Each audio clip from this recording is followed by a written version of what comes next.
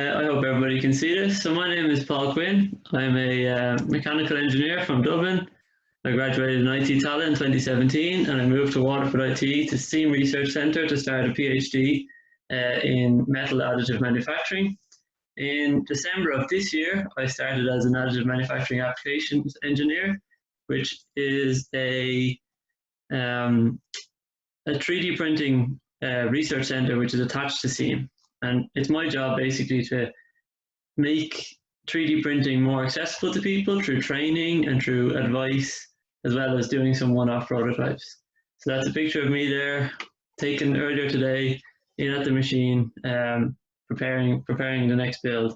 And that's typically what I end up wearing most days when I go to work. The nice thing about my work is I get to go in and play with a lot of expensive and cool toys most days. So, additive manufacturing, what is it? Is it 3D printing or is it additive manufacturing? So I'll use both terms today because they are very similar and they both mean the same thing, and we use them quite a lot in work. So it's the process of making 3D objects by depositing material in a layer by layer manner. So we take a 3D shape, we use either a liquid in form of a resin or a polymer in the form of a filament or a powder material in metals and sometimes polymers. And we build that up in layer by layer using some sort of energy source, heat or laser or light. So metal 3D printing. So this is my main focus for the talk today. So it's known as direct metal laser sintering or laser powder bed fusion, depending on who you talk to. A laser is used to melt a series of powder particles, which you can see in that little picture there. And we have a wide range of materials available to us, from stainless steels, titaniums, magnesiums, and Inconels, and all have certain applications. So this is a look through what's happening when we print. So what happens is the laser comes down and melts a layer of powder material. The recoater there brings a new layer of powder across the top, and this repeats over and over and over again. And it allows us to build some more complex structures, as well as parts that traditional manufacturing would have struggled to do, and certainly have given the machinist or a headache if you had asked them to make it.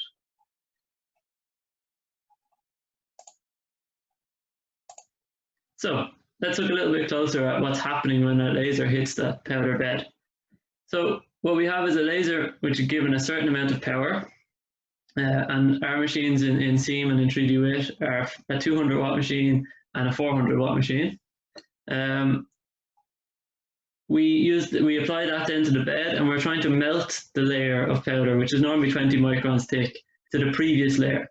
So we're basically melting the powder and we're hoping for it to stick to the layer below us. And then we add a new layer of powder and we repeat that process over and over again. So we can control the amount of energy that's applied to this powder, and then we can control the properties of the parts that we make to make sure that we can get them to do what we need them to do. So we can control the dimension, the surface roughness, or we control the mechanical properties also. So although a lot of people haven't heard of metal additive manufacturing, it's been out for quite a while and it's had a lot of success, particularly in the high value industries. So the first application I hopefully look at today is the GE additive LEAP engine. So there's a total of 19 of these nozzles in the GE LEAP engine, one of their biggest engines, which is on the 737 airplanes. And this was traditionally a part that was made of 20 single parts. So this component here would have 20 parts. They'd be welded together in a fairly complex manufacturing process. So you can see right there, there's already enough complications in that. What happens if something goes wrong?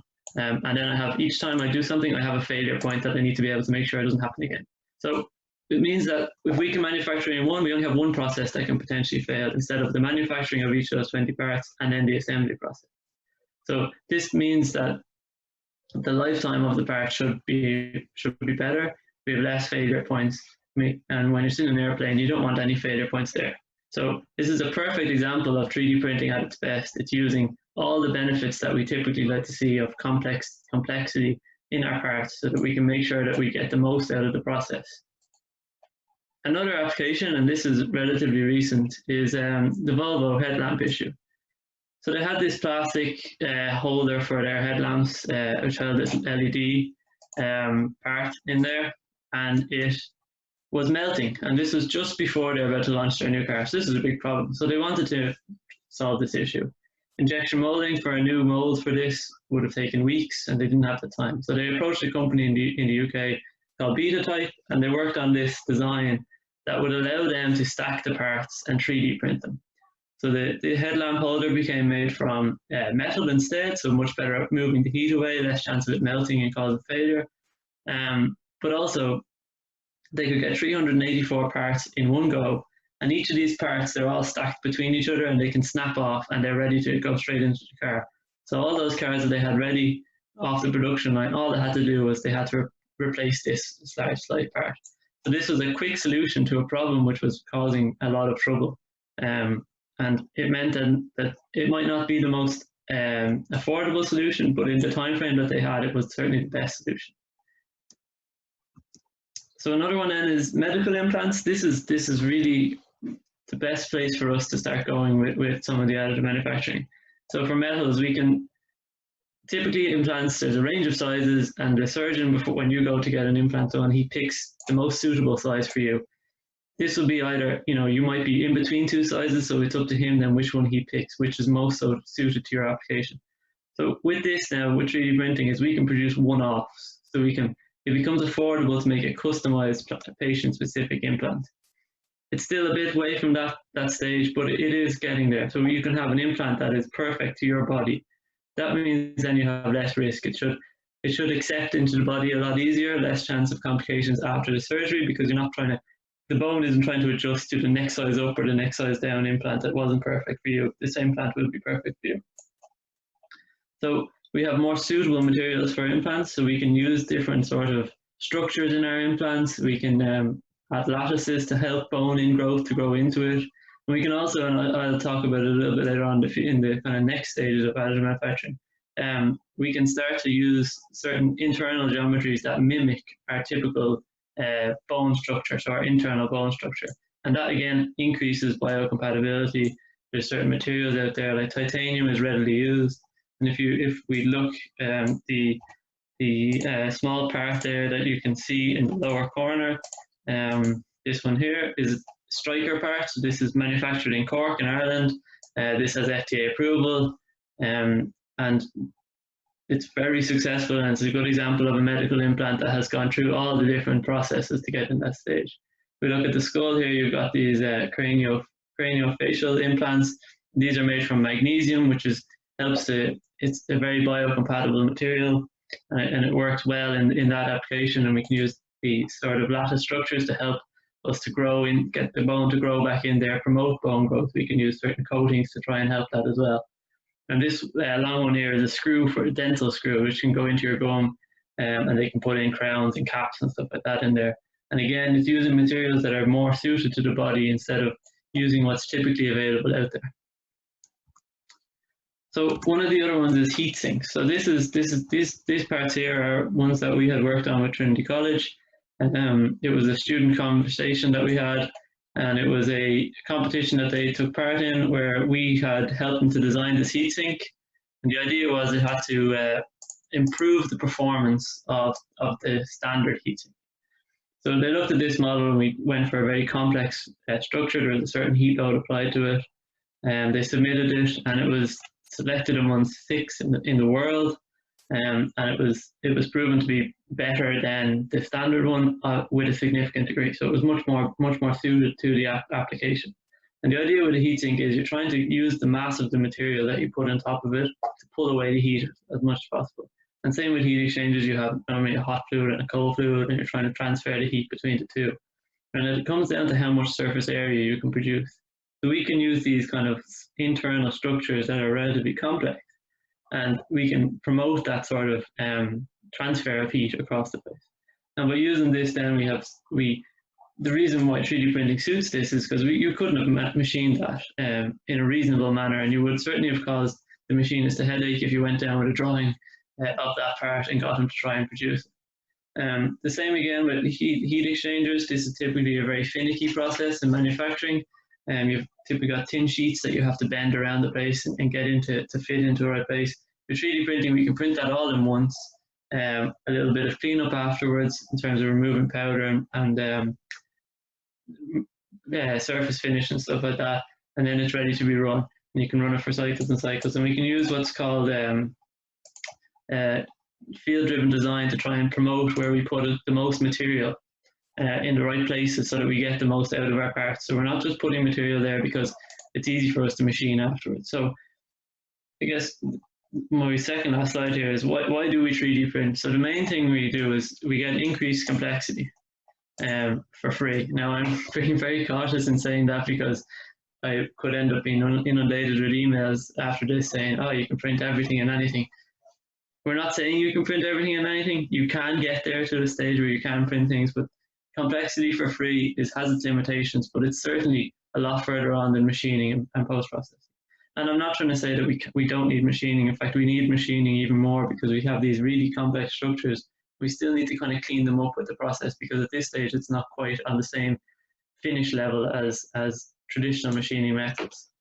We have part consolidation, so a perfect example, go back to the GE additive one. We can have multiple parts combined into one single part, and that reduces then the amount of parts in the stores, reduces supply chains, and it could possibly mean that you make that entire part on site instead of having to wait for a certain part to be shipped in from certain places. It also allows us more usefulness in the part, so the part might perform a little bit better and becomes more useful for us. Instead of it just doing a job, it's actually applying the right solution, and it's more efficient of use of the raw material. So we only use what our laser hits. Everything else we can recycle and reuse again, and that's what my PhD is focused on: is looking at that powder material after we recycle it and see if it has an impact on the next builds, and does it affect us in a bad way, because the material is quite costly, so we need to know if we can reuse it to try to get the most out of it. And I thought I'd add in that one last slide here, kind of some future applications for metal AM. So it's starting to take off for sure. We have the likes of SpaceX really looking at the designs of their rocket nozzles and trying to apply that as much as possible. And we have some really impressive implants with kind of bone mimicking structures on the inside to help your bone grow into them and accept the implant at the end. And then finally, there's field-driven design. So we're trying to use the application of the part to drive the design of the part. So if you look at this example here, this is if you're ever on an airplane, you sit behind the wings, and when you land, you see the flaps kick up. If you look in there, there's thousands of these that hold all the hydraulic rams along there.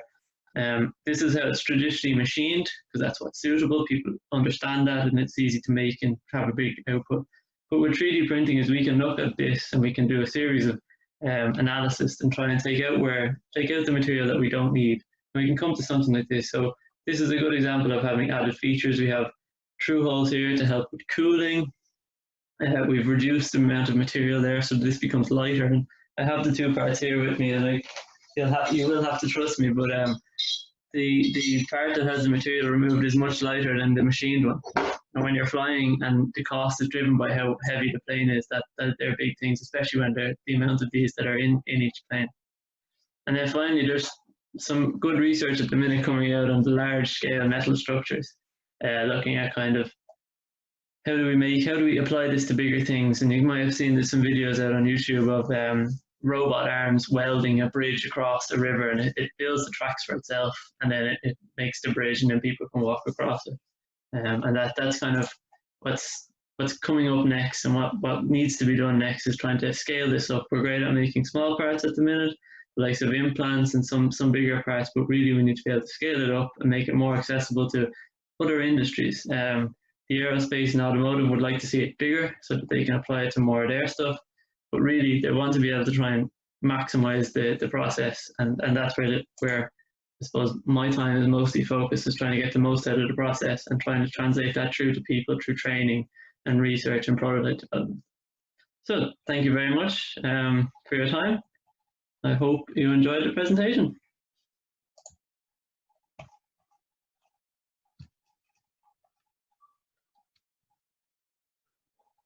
Okay, thank you very much, Paul. Very interesting talk. It's really fascinating to see this new applications of the 3D printing. We have some questions from the audience. Yeah. So the first one is related to the application. The first application you were talking about aircraft is it's specifically about how much powder does it take to build up the nozzle you were talking about. Yeah, so the higher you build, so in the Z height, as we would normally say it, the more powder you need. You don't necessarily need to melt it. So a part like that, I think it weighs about 500 grams, and I can say you would need a significant amount more than that to build it for the process itself. But what actually goes into the part would be about 500-600 grams in there. So it's a relatively thin wall structure. There's not a lot of mass to the part, and that's again trying to promote the benefits of the 3D printing and making these thin wall structures. Thank you. So another technical question is about the voltage applied to change the quality of the product. So sorry, the question is if the voltage applied when for the 3D printing can actually change the quality of the product. In other words, if the voltage is important. Yeah, so we control the laser wattage, which is the output of the laser. So we apply a voltage in there, but the wattage would not come out.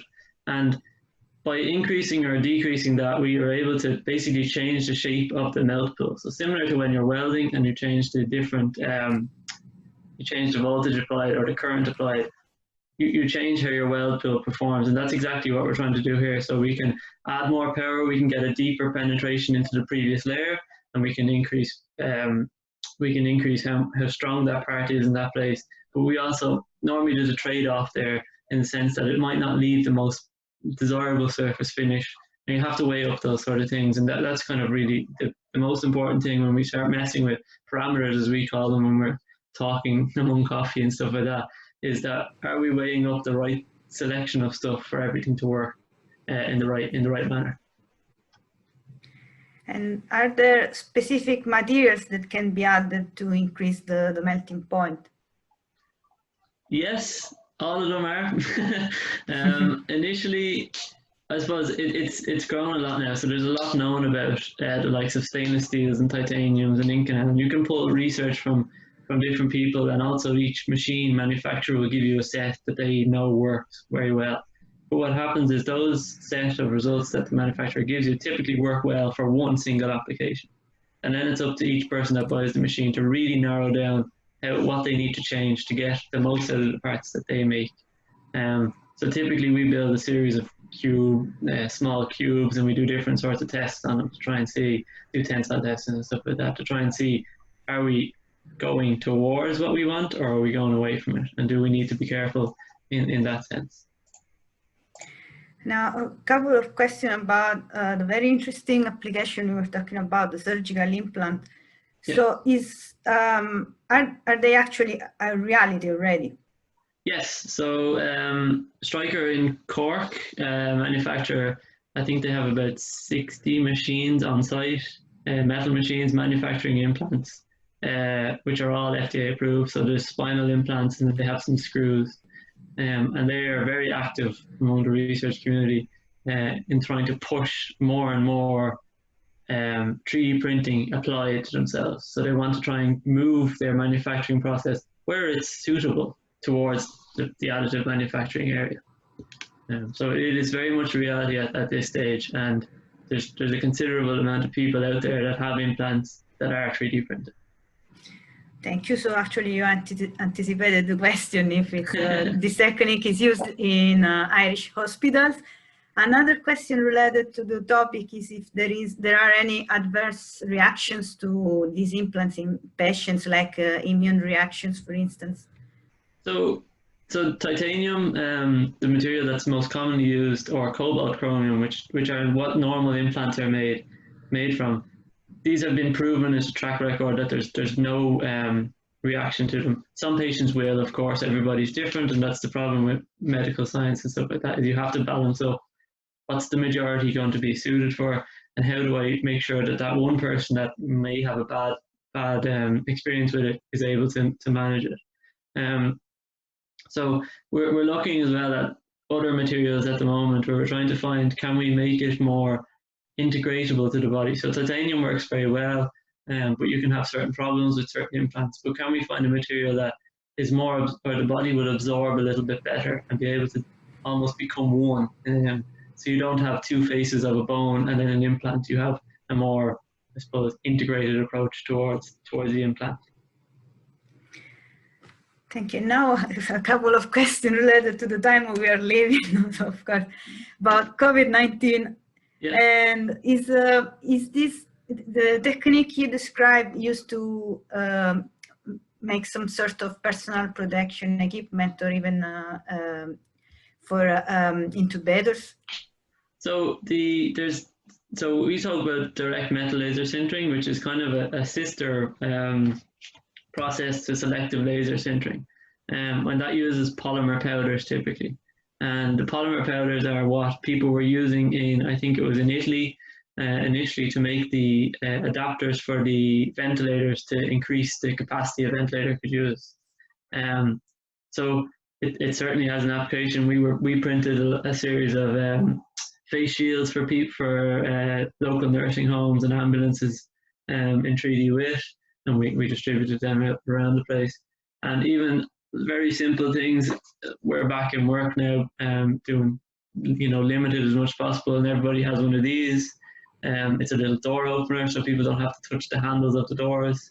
And there's all these small things that we can try and apply it to, and it's the easiest way to get a solution out quickly. Whether it's the right way to get a solution and maintain a solution, it depends in comparison to some other manufacturing process. Thank you. So actually, again, you answered already another question. So if you guys were able to go ahead with your work in this situation. So what's the future for the 3D metal printing?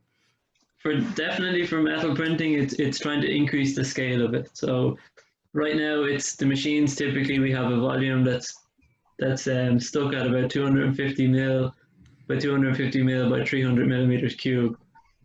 So it's not a massive volume, and they're trying to increase that more and more. And there are a few people out there that have, certainly manufacturers that have started to bring that up and start making half meter by half meter, half meter by half meter, and we're getting there. But really, we want to make it as big as possible. Then we can have more applications.